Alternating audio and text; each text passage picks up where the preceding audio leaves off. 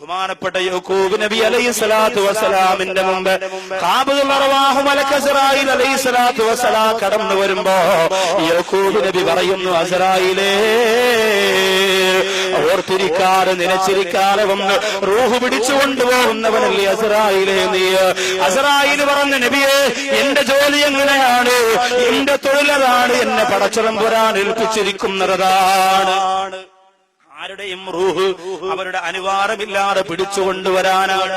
അതുപോലെ നബിയേ, ആ ജോലി എനിക്ക് മാറ്റാൻ പറ്റൂല. യാക്കൂബ് നബി അലൈഹിസ്സലാം പറഞ്ഞു, അസ്റായീലേ, എന്റെ റൂഹ് പിടിക്കാൻ വരുമ്പോ എന്നോടൊന്ന് പറഞ്ഞിട്ട് വരണേ. എന്റെ റൂഹ് പിടിക്കാൻ വരുമ്പോ എന്നോടൊന്ന് പറഞ്ഞിട്ട് വരണം. അസ്റായീൽ പറഞ്ഞു, നല്ല ചേലായി.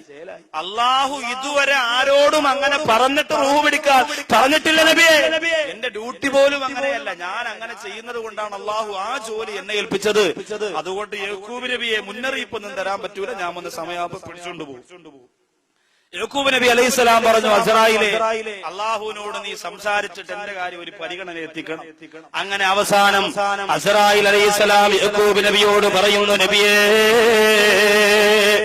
നിങ്ങളുടെ റൂഹ് പിടിക്കാൻ വരുന്നതിന് മുമ്പ് 3 ദൂതന്മാരെ ഞാൻ പറഞ്ഞു വിടുന്നതാണ്. 3 പേരെ പറഞ്ഞു വിട്ടിട്ടല്ലാതെ നിങ്ങളുടെ റൂഹ് ഞാൻ പിടിക്കൂല നബിയേ. യാക്കൂബ് നബിക്ക് വലിയ സന്തോഷമായി. റൂഹ് പിടിക്കാൻ അസ്റായീൽ വരുന്നതിന് മുമ്പ് 3 പേരെ അസ്റായീൽ പറഞ്ഞു വിടും എന്ന് പറഞ്ഞിട്ട് യാക്കൂബ് നബി അലൈഹിസ്സലാത്തു വസ്സലാമിന്റെ മുമ്പിൽ അസ്റായീലും. അങ്ങനെ ഒരു അവസരം നമുക്ക് കിട്ടിയാലോ?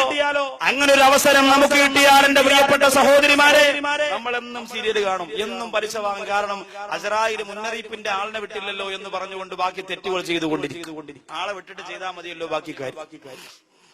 യാക്കൂബ് നബി അലൈഹിസ്സലാത്തു വസ്സലാം അങ്ങനെ രോഗം പിടിപെട്ടു, മരണക്കിടക്കയിൽ ഇങ്ങനെ കിടക്കുമ്പോ അസ്റായീൽ വന്നു.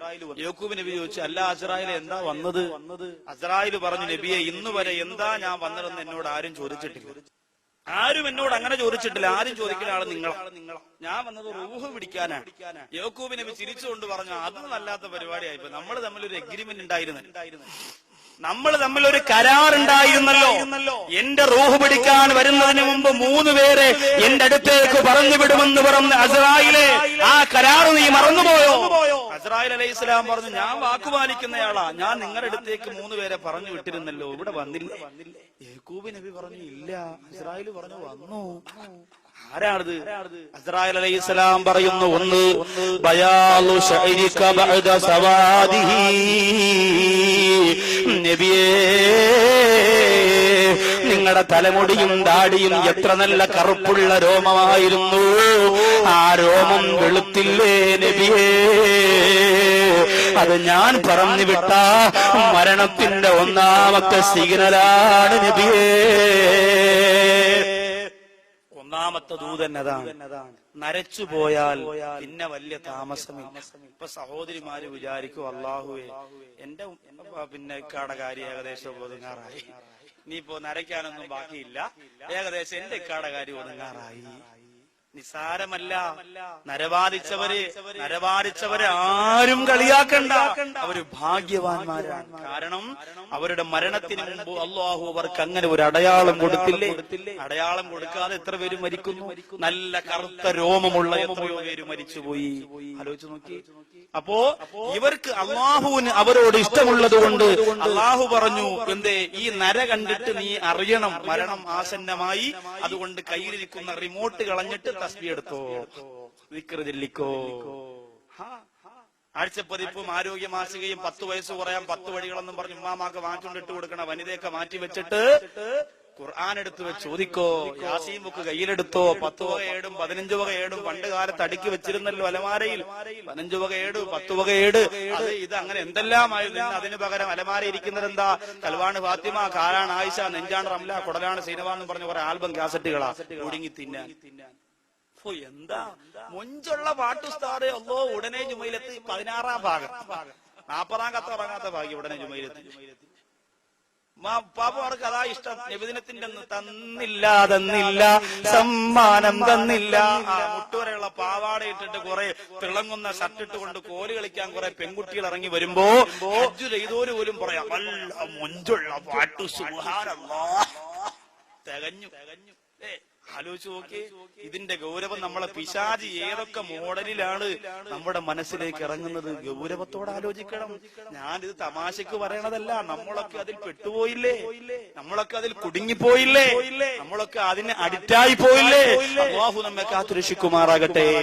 അതുകൊണ്ട് നര നല്ലതാണ്, നര നല്ലതാണ്. ഉമർ ഇബ്നുൽ ഖത്താബ് റളിയല്ലാഹു തആല അൻഹു താൻ മരിക്കുമെന്ന് മുഖത്ത് നോക്കിയിട്ട് പറയാ, ഒരാളെ ജോലിക്ക് നിശ്ചയിച്ചിരുന്നു എന്നും ഒരാള് ഉമർ റളിയല്ലാഹു അൻഹുവിന്റെ മുഖത്ത് നോക്കിയിട്ട്, ഉമറേ നിങ്ങൾ മരിക്കും, നിങ്ങൾ മരിക്കും, നിങ്ങൾ മരിക്കും എന്ന് പറഞ്ഞ് ഒന്നാം തീയതി ഒന്ന് ശമ്പളവും മാറ്റോണ്ട് പോയിക്കോ.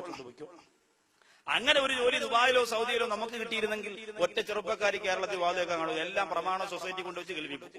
അവിടെ പോയിട്ട് അറബിയുടെ മുഖത്ത് നോക്കിയിട്ട്, അറബി നിങ്ങൾ മരിക്കും, നിങ്ങൾ മരിക്കും, നിന്നെ കുരു കൊണ്ടുകൂടാ ചീത്താനെന്ന് പറയുമ്പോൾ ഒന്നാം തീയതി ആകുമ്പോൾ ശമ്പളം. നല്ല ജോലി. ഒന്നാം തീയതി ആകുമ്പോൾ ശമ്പളം. ആലോചിച്ച് നോക്കേ, ഈ ഒരവസ്ഥ ഉമർ റളിയല്ലാഹു തആല അൻഹുവിന് വന്നു. എന്നിട്ടോ ഉമർ ഇബ്നുൽ ഖത്താബ് റളിയല്ലാഹു തആല അൻഹുവിന്റെ ദാഢ്യരോമത്തിൽ നര ബാധിച്ചപ്പോ ആ ജോലിക്കാരനോട് ഉമർ ഇബ്നുൽ ഖത്താബ് റളിയല്ലാഹു അൻഹു പറഞ്ഞു, നീ ഇനി നിൽക്കണ്ട, പൊയ്ക്കോ, നീ ഇനി നിൽക്കണ്ട, പൊയ്ക്കോ, ഞാൻ മരിക്കുമെന്ന് എന്റെ നര എന്നോട് പറഞ്ഞു തരുന്നുണ്ട്, നിനക്ക് പോകാം. ഞാൻ മരിക്കുമെന്ന് എന്റെ നര എന്നോട് പറയുന്നുണ്ട്, അതുകൊണ്ട് നിനക്ക് പോകാം എന്ന് പറഞ്ഞുകൊണ്ട് ഉമർ ഇബ്നുൽ ഖത്താബ് റളിയല്ലാഹു തആല അൻഹു ജോലിക്കാരനെ പിരിച്ചു. നമ്മളോ നരവാദിച്ച ഉപ്പാപ്പ ഒരു ദിവസം പള്ളിയിൽ വരുമ്പോൾ ഉസ്താദ് ചോദിക്കുന്നു, അല്ലാഹുവേ, അബൂബക്കർ സാഹിബേ, നിങ്ങളുടെ നരച്ചുപോയ താടിയൊക്കെ ഇപ്പൊ കറുപ്പിച്ചല്ലോ, എന്തു പറ്റി? എന്താ പറ്റിയത്? സഹോദരി ഭാര്യ വന്നിട്ട് ഭർത്താവിനോട് പറഞ്ഞു, എന്റെ പ്രിയപ്പെട്ട ഇക്ക, എല്ലാ പെണ്ണുങ്ങളും എന്നെ കളിയാക്കുക, എനിക്കാണെങ്കിൽ 30-35 വയസ്സല്ലേ ആയോളൂ, നിങ്ങൾ പെട്ടെന്ന് വയസ്സായി എന്ന് പറഞ്ഞാൽ അത് എനിക്ക് കുറച്ചില്ലല്ലേ? നിങ്ങൾ ഇപ്പോഴും ഒരു പാന്റും ടീഷർട്ടൊക്കെ ഇട്ടിറങ്ങി, അള്ളാണ് എന്റെ ഉപ്പ, എന്റെ ഇക്ക ചക്കുവള്ളിയൊക്കെ കിട്ടിക്കിടാ വിറയ്ക്കും. പ്രത്യേകിച്ച് നിങ്ങളുടെ കണ്ണ് ഋത്തിക്രൂക്സിന്റെ കണ്ണ്.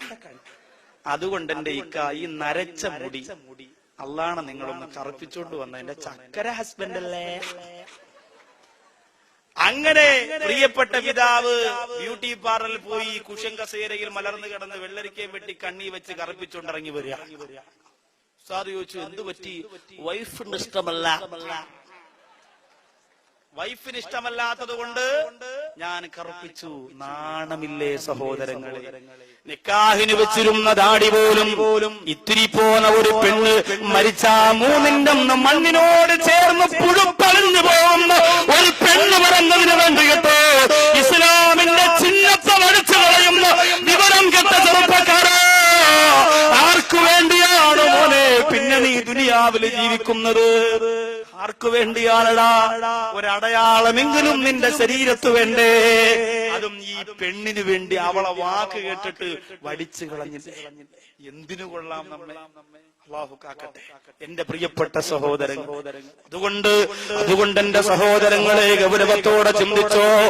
ഇന്ന് വെളുത്തതിനെ കറുപ്പാക്കാൻ ഇറങ്ങുന്ന മരുന്നുണ്ടല്ലോ, ആ മരുന്ന് തേച്ചാ നിന്റെ വുളു ശരിയാവൂല, നിന്റെ കുളി ശരിയാവൂല, നിന്റെ ഇബാദത്ത് പോലും അല്ലാഹു സ്വീകരിക്കൂല. പടച്ചോന് കാത്തുരക്ഷിക്കട്ടെ. പ്രിയമുള്ളവരെ, ഇതാണ് ഒന്നാമത്തെ, ഞാൻ പറഞ്ഞുവിട്ട ഒന്നാമത്തെ ദൂതൻ ഇതാണ്. രണ്ടാമത്തേതാരാണ് എന്ന് യാക്കൂബ് നബി അലൈഹിസ്സലാം കണ്ണീരോട് അസ്രായീലിനോട് ചോദിക്കുമ്പോ അസ്രായീൽ അലൈഹിസ്സലാം പറയുന്നു, നബിയേ,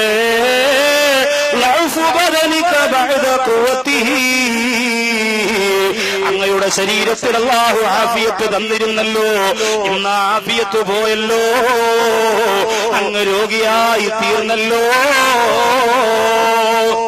അങ്ങേക്കൊന്ന് വലിയ രോഗങ്ങളാണ്, തളർന്നു പോയല്ലോ, അങ്ങേക്കൊണ്ടൊരു ജോലിയും ചെയ്യാൻ കഴിയുന്നില്ലല്ലോ. ഇത് ഞാൻ പറഞ്ഞു വിട്ട രണ്ടാമത്തെ സിഗ്നലാണ്, മരണത്തിന്റെ രണ്ടാമത്തെ മുന്നറിയിപ്പുകാരൻ. രോഗമാകുക, തളർന്നു പോവുക എന്നുള്ളത്. ഇന്ന് രോഗമില്ലാത്ത ആരാ ഉള്ളത്? സഹോദരിമാർക്ക് മുഴുവനും ഡിസ്ക് കംപ്ലൈന്റ്. ഒറ്റെണ്ണത്തിന് നിവർന്ന് നിൽക്കാൻ വയ്യ, തുണി അലക്കാൻ വയ്യ, വാഷിംഗ് മെഷീനിൽ പോലും തുണി അലക്കാൻ വയ്യാത്ത ഒരു സാഹചര്യം. അത്രയ്ക്ക് രോഗമാണ്. ഭർത്താക്കന്മാർക്കും രോഗമാണ്, വലിയ വലിയ രോഗം.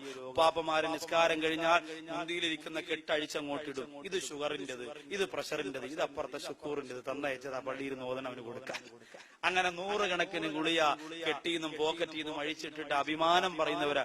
നിനക്ക് ഗുളിയൊന്നും ഇല്ലടേ ഇബ്രാഹിം? ഇല്ല. എന്തിനാണ് ഇങ്ങനെ നടക്കണത്? 10 ഗുളിയ ഇല്ലെങ്കിൽ പിന്നെ എന്തൊരു ആചാരാ നീ? അപ്പോ അങ്ങനെ ഗുളിയയുടെ ലോകമായി മാറി. ആണുങ്ങൾക്കെല്ലാം അത്. അതുകൊണ്ട് സഹോദരിമാർക്ക് വൈകുന്നേരം ഭർത്താക്കന്മാർക്ക് ഭക്ഷണമൊന്നും ഉണ്ടാക്കി കൊടുക്കണ്ട. പശുവിന് പിണ്ണാക്ക് കലക്കണ പോലെ ബക്കറ്റിനകത്തൊരു സാധനം ഉണ്ട്, മെഡിക്കൽ സ്റ്റോറിൽ നിന്ന് കിട്ടും, വാങ്ങിക്കൊണ്ടുവന്ന് കലക്കി വെച്ചിട്ട് ഇക്ക കോഴ്സ് റെഡി, കോഴ്സ്. ഇക്ക വന്ന് പതുക്കെ മുക്കൾ കുടിച്ചോണ്ടങ്ങ് വയ്ക്കും. അപ്പൊ കോഴ്സ് അതോടുകൂടി അങ്ങ് പോവില്ല. എല്ലാവർക്കും ഇപ്പൊ ഇതാ വരുക. ഏതായാലും എന്റെ പ്രിയപ്പെട്ട സഹോദരങ്ങളെ, കഴിഞ്ഞു രോഗം, എല്ലാവർക്കും രോഗം.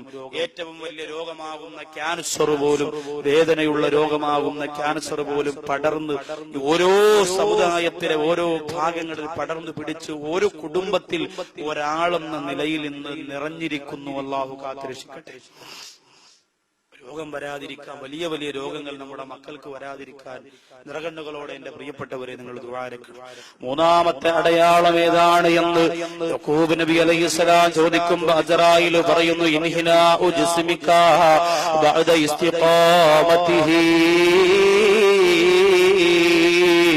അങ്ങയുടെ ശരീരമുണ്ടല്ലോ, ആ ശരീരം വളഞ്ഞു പോവുക, കൂനിപ്പോവുക, നിവർന്നു നിൽക്കാൻ പറ്റുന്നില്ല. അങ്ങനെ ഒരു അവസ്ഥ വരുന്നത് നബിയേ മരണത്തിന്റെ മൂന്നാമത്തെ സിഗ്നലാണ്. ഹാദിഹി റുസുലി ഇലാ ബനി ആദമ ഖബ്ലൽ മൗതി.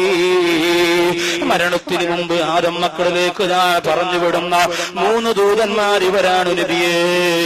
ഇവരെ പറഞ്ഞു വിടാതെ ഞാൻ പലരുടെയും റൂഹ് പിടിക്കുന്നുണ്ട്. എന്നാലും മിക്ക ജനങ്ങളിലും ഈ 3 അടയാളങ്ങൾ കൊടുത്തിട്ടാണ് ഞാൻ റൂഹ് പിടിക്കുന്നത്.